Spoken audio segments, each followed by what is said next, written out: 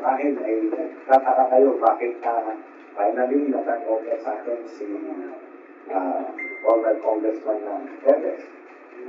Ito po ay lahat ay sa magandang pakikipag-ugnayan ng ating Pangulo, PBM, sa Presidente ng Timor-Leste, si Timor-Leste President Jose Ramos Horta, that they finally decided to turn over to us the person of Congressman Tevez because they believe that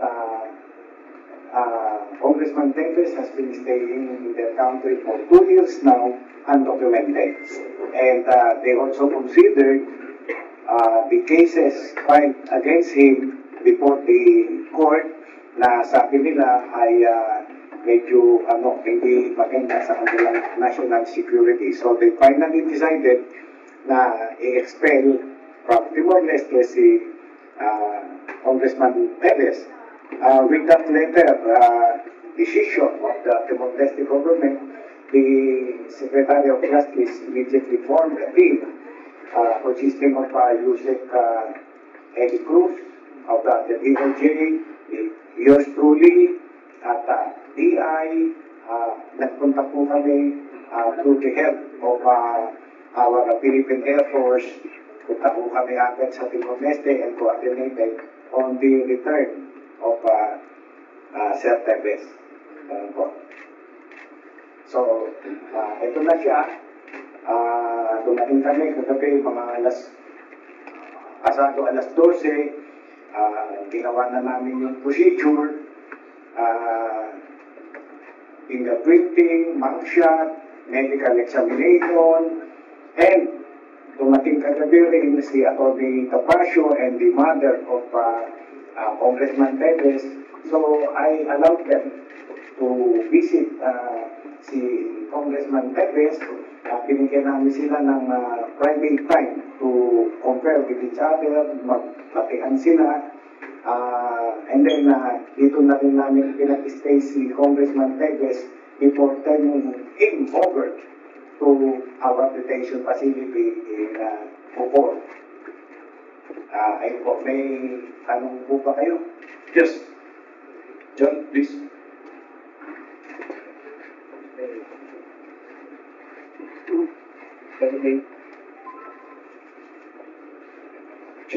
Legislators. Pwede po bang malaman na po, Director, ano po yung mga kaso kong pinatahanap ni former Commissioner Adolfo Tevez? At ano po yung procedure na mangyari po after po dito sa NBI headquarters? Alright. Yung mga cases na yan, COS, Atty. Lapis. Burning 10 counts of murder at Branch 61, Regional Trial Court, Manila. 13 counts of frustrated murder, Branch 51, RTC, Manila. 4 counts attempted murder, Branch 61, RTC, Manila. Another case for murder, Branch 12, RTC, Manila. Another case of murder at Branch 15, RTC, Manila. Another case of murder at Branch C50, RTC, Bayawan. Illegal possession of firearms and illegal possession of explosives, Branch 12, RTC, Manila. Terrorist Financing Prevention and Suppression Act, different sections under RTC Manila Branch, RTC Quezon City Branch 77.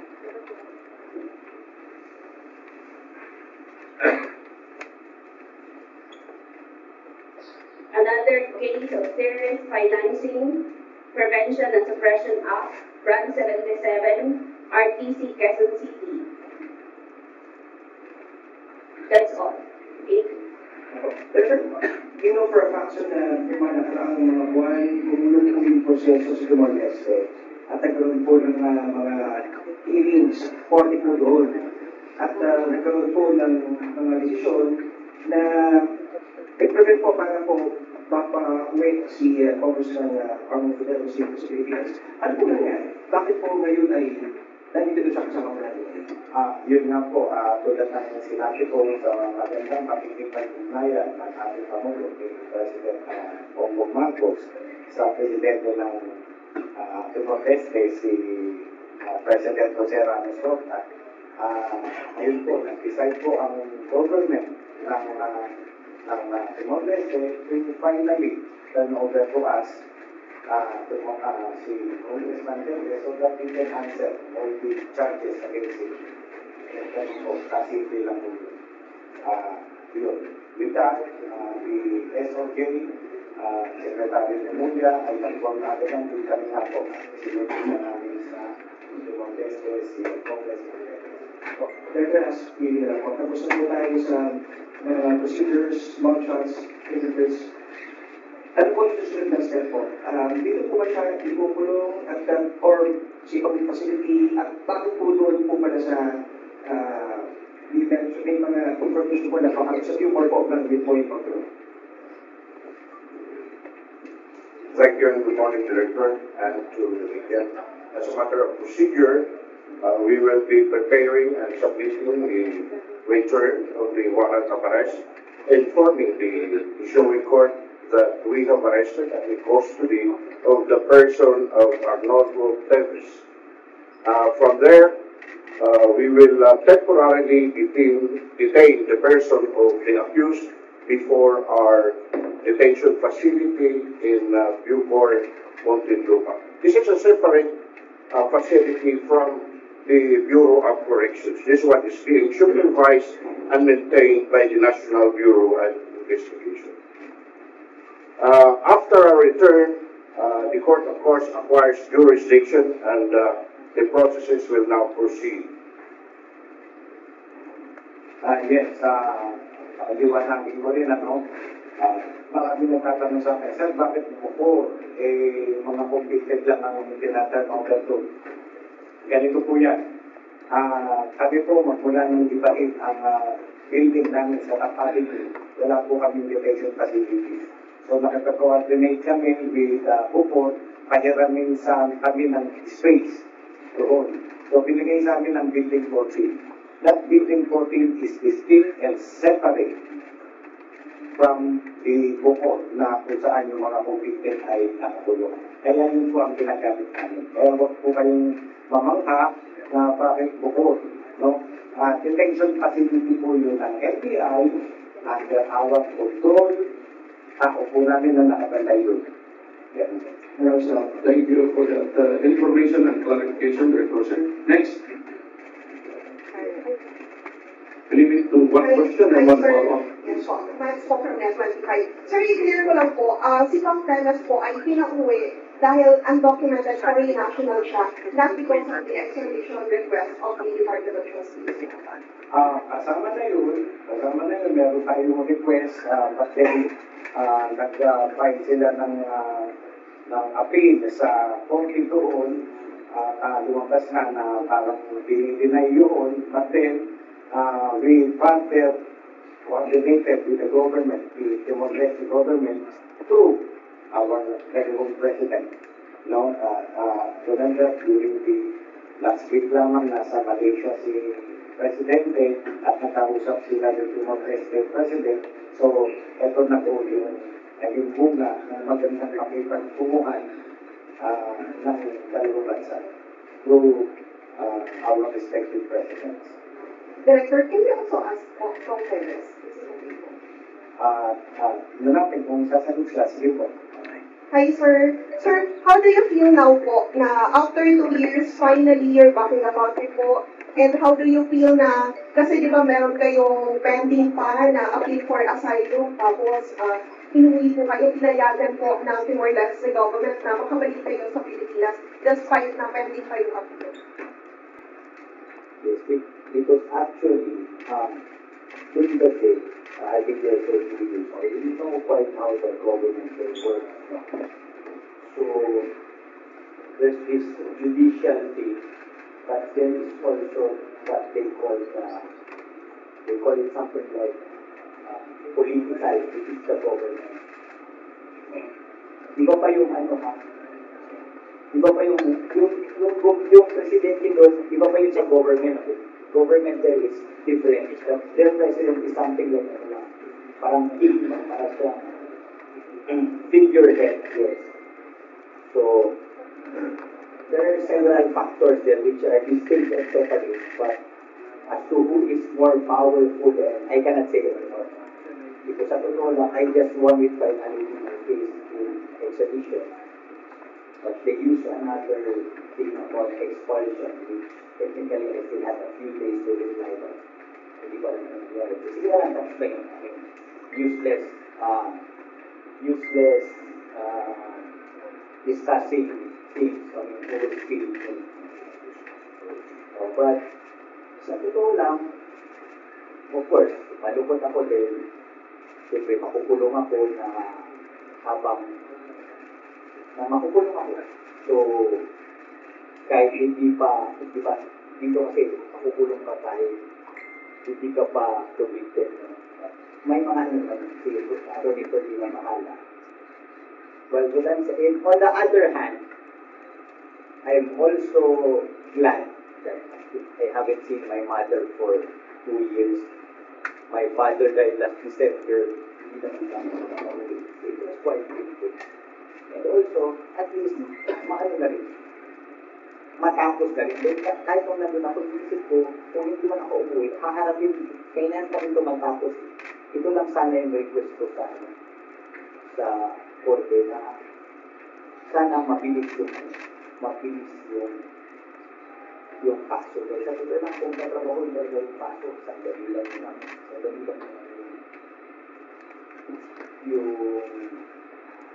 lang matapos naman. So, yun lang yung ano. Anyway, I believe you. I got my lawyer's regulation. I know my conscience is clear. So, ang sa akin lang, sana lang mabilis yung process. Para matapos na. Diba? Matapos na siya. Thank you. Again, we kindly advise the ex-congressman on his rights and good counsel we answer for his client. Next. Hi, sir. Good morning. I am Denise Marcus from my question to you, sir. I just want to get your reaction with some statement ng government ng Timor-Leste. They were saying that one of the reasons why they decided to report here is because of the implication of the national security ng bansa nila. Kung ano sabi na yung pananatili mo doon ay nakaka-apekto sa kanilang security. Siguro si Atty. Topacio na lang mas competent sumagot na. Atty. Topacio, sir. Yes, okay. Ganito lang yun. Kung sino man nagsabi nun, everyone in this world are entitled to their 1%. Thank you, counsel. May you answer, please? I affirm the statement of my client. Thank you. Last na lang po from my end. Sir Dennis, you mentioned earlier na you know na darating din naman yung punto na kaharapin mo rin itong mga kaso. Why did it take you so long to stay in Timor-Leste? Bakit hindi na lang po natin hiharap dito sa konti? You know, I am a lot of you know me ever since my days in Congress. I'm a very honest and sincere person. I will be very consistent, even our pleadings in court. I had not had, even now, still have, but of course, still I feel safer with the FBI because salamat ako may direktor sa lahat ng pagkakalagay na maganda yung pagtrato din sa akin mula ng pagkuha sa akin. So, my concern is really my life. Handa na po kayong harapin si Mayor Janice Dilama? Wala naman problem. I can face anybody.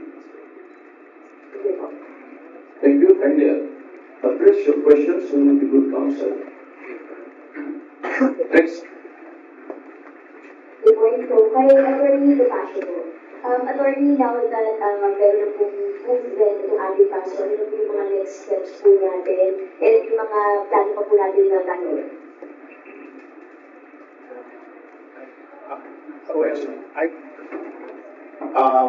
I cannot comment in detail on that because ngayon pong nasa territorial jurisdiction na ng Pilipinas, yung doctors. At may kaso po, maraming kaso, katulad naman po nabanggit ng ating at napakagandang chief of staff ng NBI, that subjudice rule now applies. Suffice it to say that the lawyers who comprise the team to defend Mr. Teves will do everything under the law to give him our best defense. At doon na lang po natin iwanan yan. Thank you. Balik director namin dito sa HG Tono. Kamusta po yung pag-serve pala po natin ng warrant, sir? May problem po ba tayo yung sa pag-fill up sa kanya? Yung delete lang po kung kailan po kayo pupunta doon, tapos kailan po siya na-process. Good morning. Meron mo kaming prepare na presentation, yung final defense. Sir, pabila ko natin yung kanila. Okay. Can we invite your attention to the screens for the video presentation?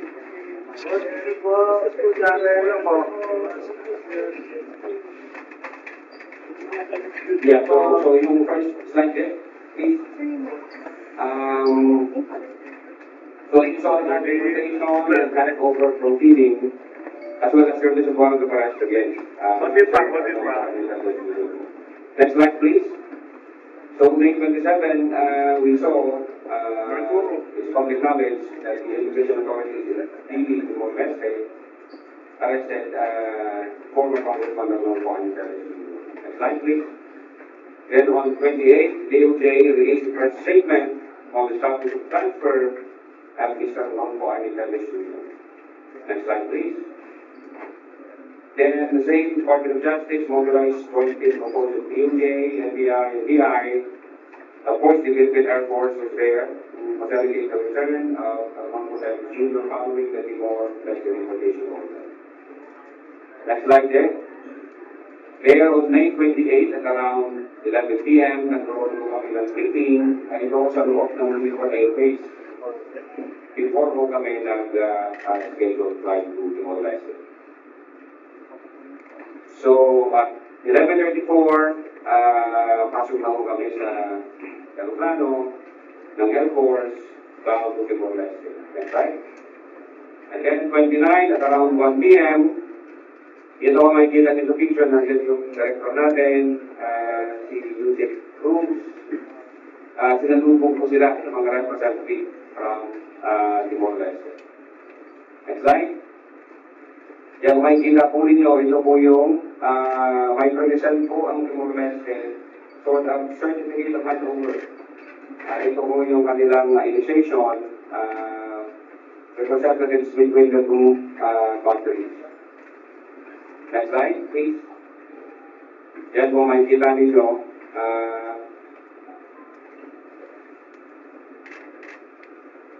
From the Philippines, makikita po ninyo si Director Sisapo at si Yusef Cruz.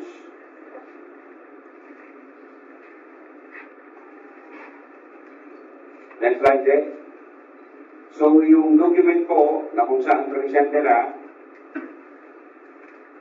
pakita natin yung document dyan, please. Yeah, certificate of handover.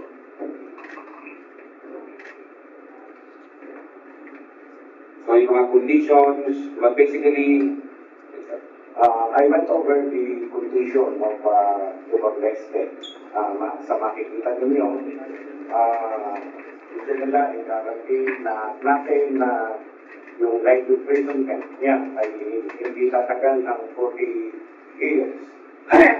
Maiisip nyo sa kabutang cases, sa kanyang pag-certification, nagpasok natin ng 40 years. At then, yung condition nila na huwag lalagkas ng 40 years, kasi gano'n naman talaga ang batas natin. Meron tayong tinatawag at 3.2. No? Maraming cases, yung totality nun, hindi dapat talagas ng 40. So, gano'n lang yun. So, yung sentence limitation, 40 years, no death penalty. Wala naman death penalty sa atin. Yan ang kinakatakot nila doon. Pinag-aalala ng Timor-Leste. Absolute prohibition na huwag daw mag-torture, inhuman, degrading treatment. So, in-afford natin sa kanya lahat ng kanyang karapatan. Kagabi pa lamang, dumating si Mami, nagyakapan na sila, Magno, Congressman Teves, including the lawyer, binigay po natin lahat ng karapatan ng ating Congressman Teves. No coerced evidence, siyempre, inadmissible naman niya sa atin. No political prosecution, criminal prosecution, walang naman dito. Fair and public trial, gano'n naman po ang konti natin. So, ito po ay turn over from their immigration to our immigration. So, being the former judge, ina-advise ko ang ating immigration na, okay, you can sign that. Ayan, nagkaroon ng signature, immigration nila at immigration natin. So, Congressman Teves was finally turned over to us. Ito po ayos ang nangyari natin. Next, please. Kaya kung makikita po ninyo, nakatawa ko na immigration court si Kong Teves, tinatransfer po siya sa possession natin. Andiyan yung sasakay na po siya sa Philippine Air Force aircraft.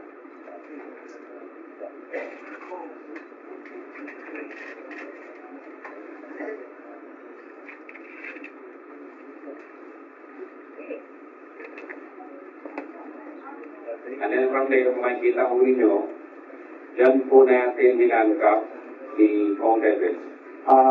Tinanggal na po ng Timor-Leste authorities ang handcuff pati sa paa niya. Pati paa niya nakakatila doon eh. So, tinanggal na po ng Timor-Leste authorities and then ako naman ay nag-order na o tayo naman ang mag-handcuff. As a matter of protocol, pagka nag-arresto ka ng tao, you should be handcuffed. So, pinalitan naman namin, pinalitan lang yung handcuff. Ayun nga, tinuloy na namin siya sa loob ng aircraft.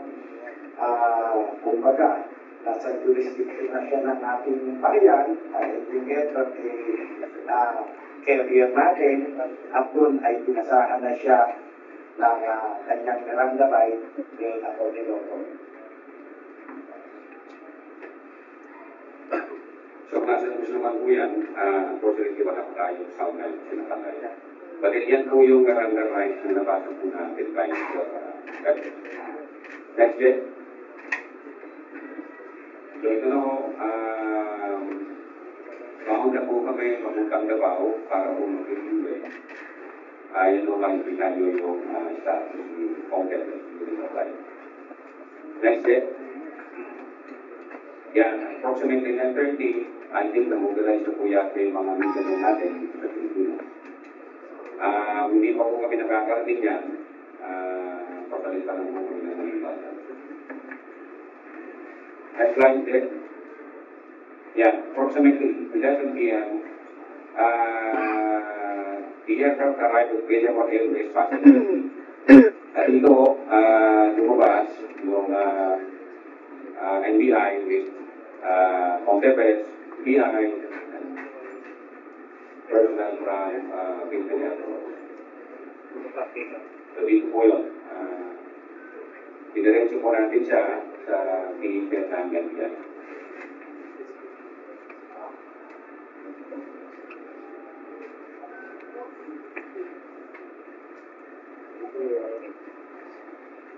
So from plane directly to NBI, next slide is so dito po siya, ito na po yung sa loob ng video natin. Bantay sarado po ang si Portland Congressman Teves. Kaya sinamahan po siya ng direktor natin at iniakyat po siya sa 9th floor para doon po simulan yung booking process. So makikita nyo, nagkakap po ang medical examination. Siya na po yung nakawan niya, ito po yung grafting, yung fingerprint. Yan o.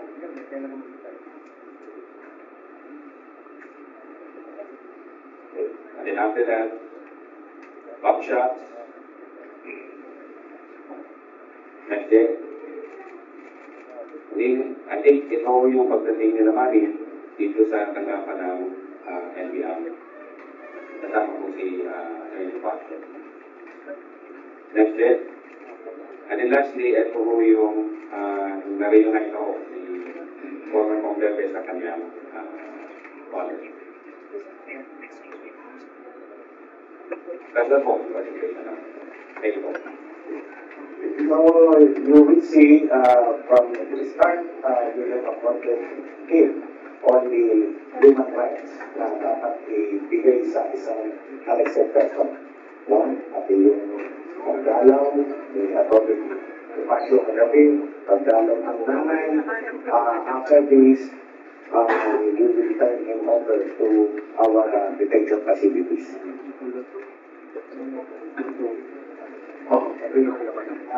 The ex-congressman is advised to kindly allow his counsel. Okay, good. Kung may sasabihin kayo, kasi 2 counsel na lang.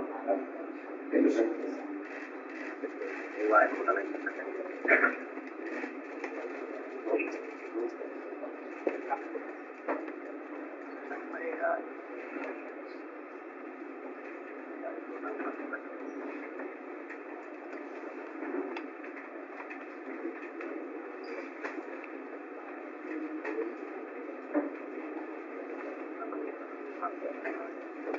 Thank you, Honorable Director.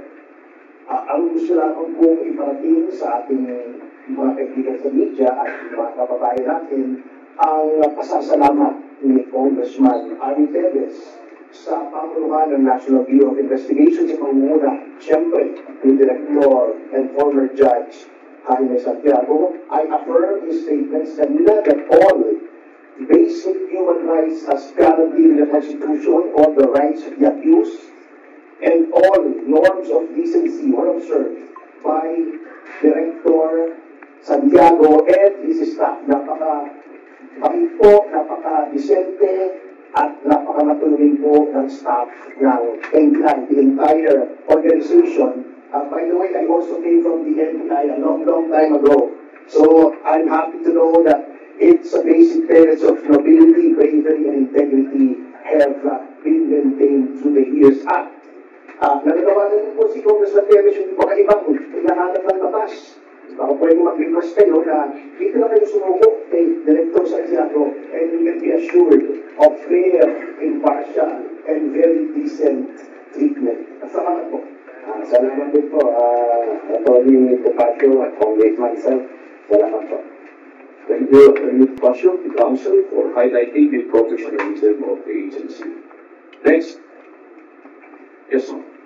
Sir, good afternoon. Good afternoon, ma'am. Sir, to the Bureau Director, I understand after this, dadalhin na po si former Cong Arnie Teves po sa detention natin sa Muntinlupa.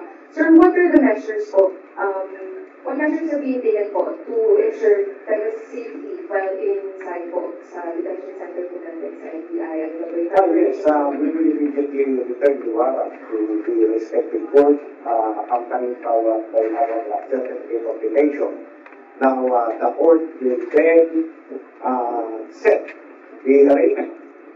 Kasi yung pag-arraignment, yan ang makaka-acquire ng jurisdiction ng court. So, mag-i-start na ang ball rolling. Yun ay pakilan ni Atty. Topacio kung paano yan sa tatanggol ang kanyang hinihintay. Director Fala, kumusta po yung situation doon na po expect from Teves doon sa ating detention facility po doon sa Billboard? Maayos po at malinis ang ating detention center. Pinapumunuan ng very competent na si Agent Wilmar. No? At siya ay disiplinadong ahente ng NBI at walang focus doon sa parehas ang treatment. Walang torture, walang ano pa man. No? Mahigpit ang bigin mo sa kanila na hindi na pwedeng maglalagay makakagala ang makakagala sa labas ang detainee, no? Mahigpit ang bigin mo sa ganyan. And alam naman nila, every now and then, dumadalo ako sa detention facilities to check yung kalagayan ng ating mga detention person. Detainees. Yes. Next, please.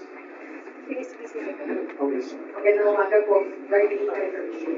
Director, follow-up na po ako dun sa detention, magiging conditions niya po.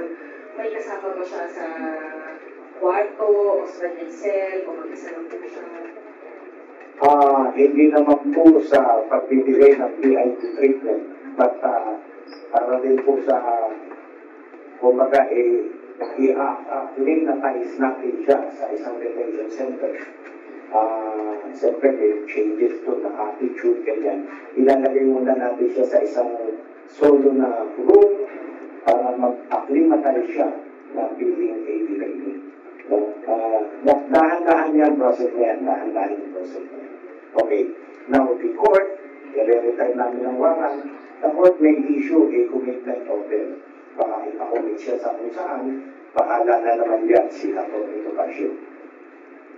If I could just ask Congressman Elvis, what was going through your mind during the arrest? Ano yung nararamdaman niyo doon? At saka may comment ba kayo doon sa manner of arrest and yung pagkain niyo mula po sa Timor-Leste?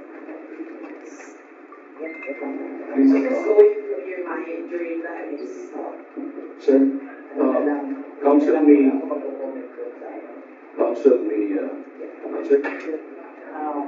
Okay na po naman ako mag-comment. Nasa lang po kayo dito ba? So, kagabi po, nakita lang namin na medyo may tension ng problema po yung pagpasok nyo sa William or Elvis. May nagkausap na po ba kayo ng NBI po dito? Meron po ba kayo further comments doon sa nangyari na kagabi pagdating? Yung sa William or Elvis, there is an instruction na para hindi matagulog. Katulad na yun, papasok lang o inaayos na namin kayo. Kung pumasok, pinagkaguluhan si Congressman Elvis, ayaw namin siya usapin. So from Villamor, my instruction is no more media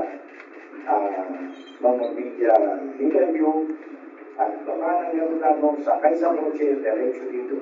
At bibigyan ko naman kayo ng pagkakataon na makaharap sila, makaharap kami, at ito nga po ang nangyayari. Na-clarify na po yun as very aptly stated by Director Santiago. Salamat po. Thank you, next. Good morning po, Margo from SMNI. Alam po natin kasi nabita arraignment na, pero may ilaw po ayaw po ipapasok natin ng fee.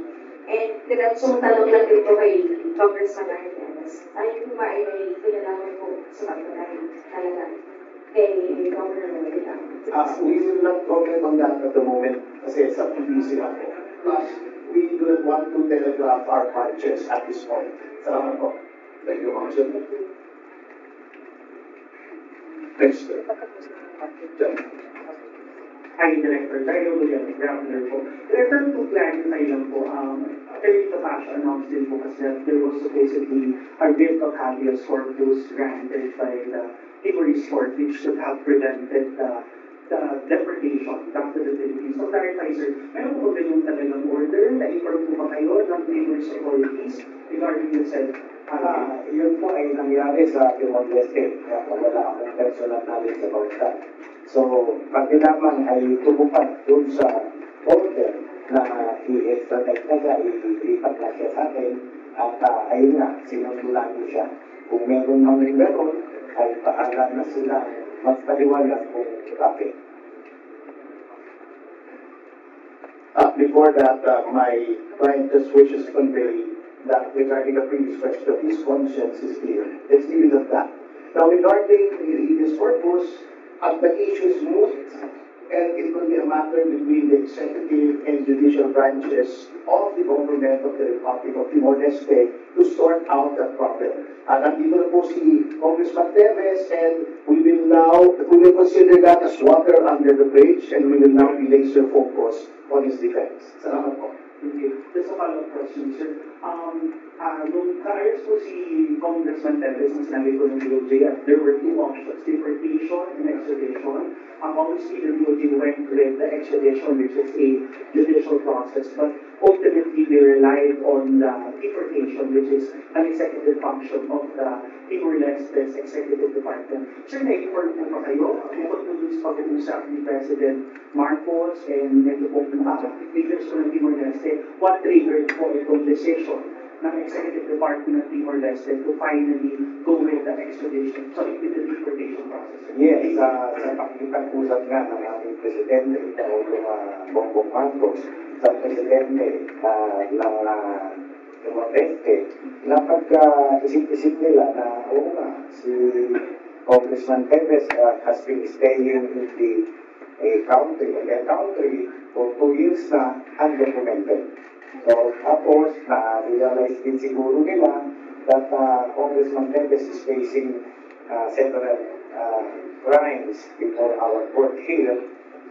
Kaya sinabi nila yung gravity ng offense, considering kinonsider nila na threat na sa kanilang security si Congressman Tevez. So that is the reason why they decided finally to turn him over to the Philippine government.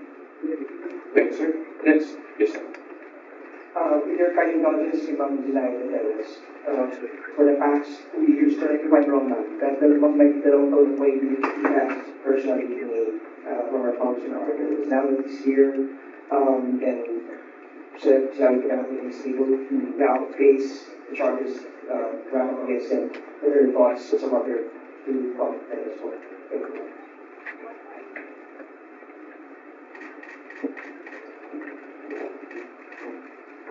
First, I really would like to thank Director Sicabo and the whole NBI so here talagang nagagay ko pagkakaswerte nila sa anak ko. Tama ka, for the last 2 years, hindi kami nagkita. And hindi ko rin siya mapuntahan sa Timor-Leste because my husband was also in an accident every time. We were not able to go to Pedro the past 2 years. At then, my husband passed away last December 24. So, papasalamat ako sa Diyos na after 2 years, nakita ko na ako kailangan ako. And yeah, I would also like to thank the people who have been supporting us with their prayers. Thank you. Hihingin na lang po sa kanila. Hihingin po sa kanila. Ang feeling ko talaga sa kanya is parating manalangin. May bibigyan. Yan yun. Thank you very much.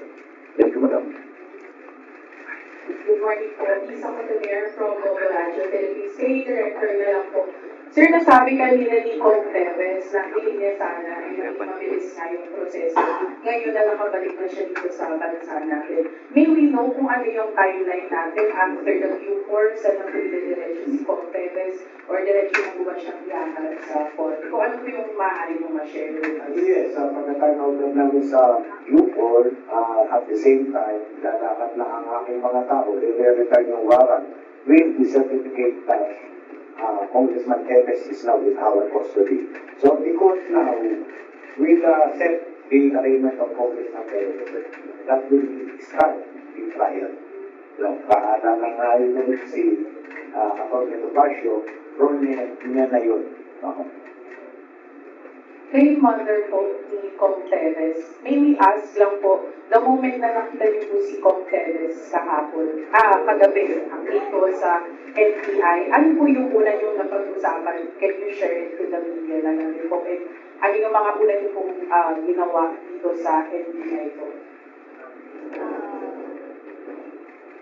More on, of course, we have yung yakap namin, unspoken words. Wala kami pinag-usapan, but yung yakap namin is very important. Hindi po. So, okay. Kung ano, yes. Sige, last question na. So, the Congressman Tevez, wala nga kung pwede yung nag-isang. Pero sa mga nauna po yung ilan sa tingin itong yata or asylum, natatakot kayo sa buhay niyo, And then, nabanggit na rin ng David Tibacio na batch na pre-judge na even ng Justice Department yung case. Ngayon, nandito na po kayo sa Pilipinas. Umaas po ba kayong magiging impartial po ang government sa pag-treat dito sa ating pong kaso? Council may answer. Please.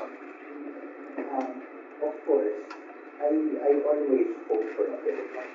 Wherever the world will be, in any given time, or